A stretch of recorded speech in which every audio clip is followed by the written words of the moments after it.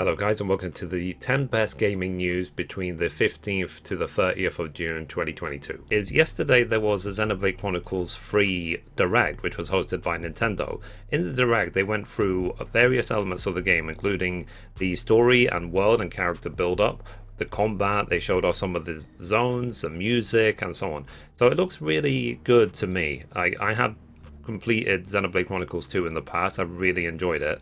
And there was some criticism of the weakness of the Nintendo Switch in terms of graphical performance, and often you will see it in the chat, people criticizing the low resolution or the low frame rate. But it didn't stop me really enjoying Xenoblade Chronicles 2.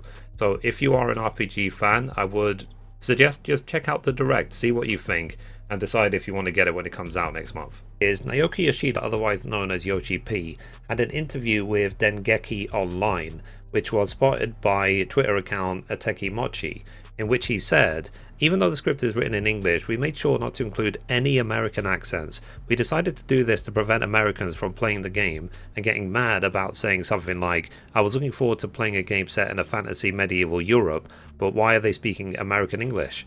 To prevent this, we made sure that all the dialogue was recorded using British English. I've heard a rumour that British English apparently is a rare breed, and only the best gaming news reporters speak it. There's hints and rumours of a potential Assassin's Creed remake or remaster. That's in regards to the first Assassin's Creed game.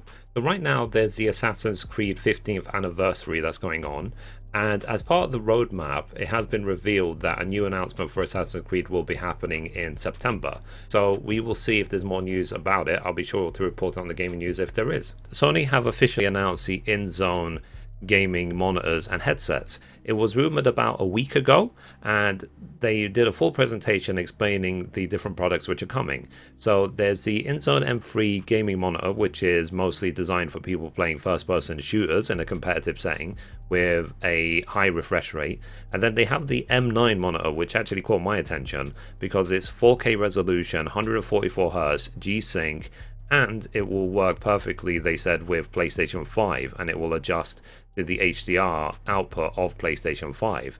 Then they went into detail explaining about the headsets which are coming as well, which are the H3, H7 and H9.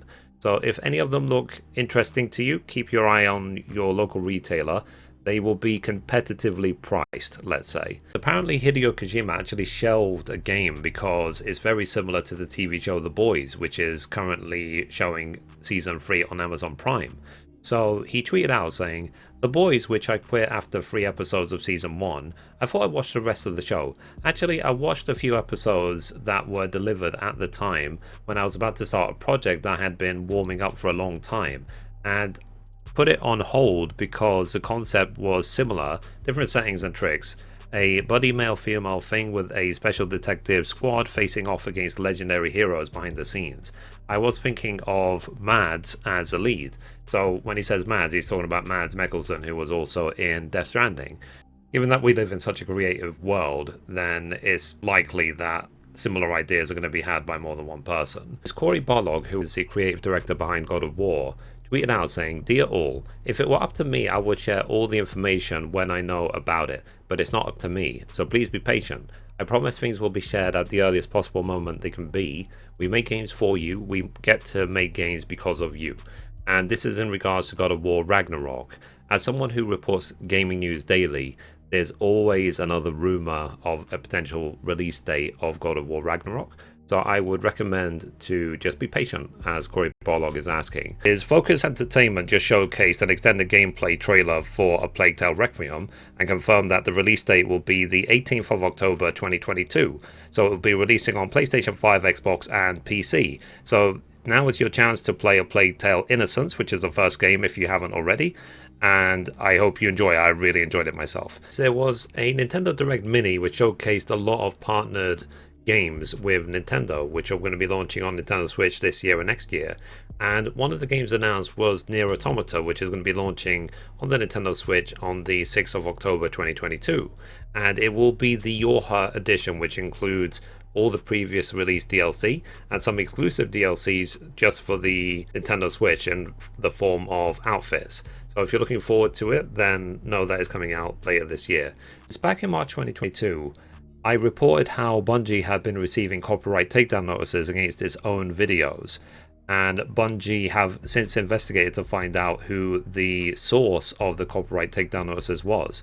So allegedly, it was a YouTuber who had his own Destiny OST videos taken down by Bungie. So OST stands for original soundtrack.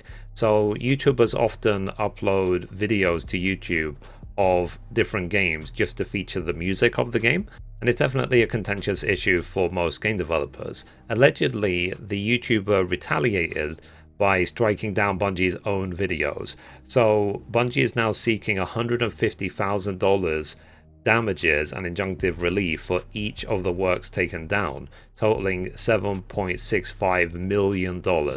So we will see what happens from this lawsuit. They've announced the part 2 of the Final Fantasy VII Remake saga called Final Fantasy VII Rebirth, including a new trailer. And there was a message from Tetsuya Nomura, who is the creative director, which says, as revealed on the broadcast, there are currently 4 Final Fantasy VII projects being developed in parallel. Although each of the 4 titles plays a different role, they are all connected through the high-quality depictions of Final Fantasy VII's world and characters. As someone who was involved with the development of each and every one of the original titles, I deeply understand the vision and thoughts behind each project, and I am actively involved in the development process for all 4 titles. Final Fantasy VII Rebirth is being designed so that people can enjoy this game whether they know the original game or not. In fact, new players might even enjoy starting their Final Fantasy VII journey with Final Fantasy VII Rebirth.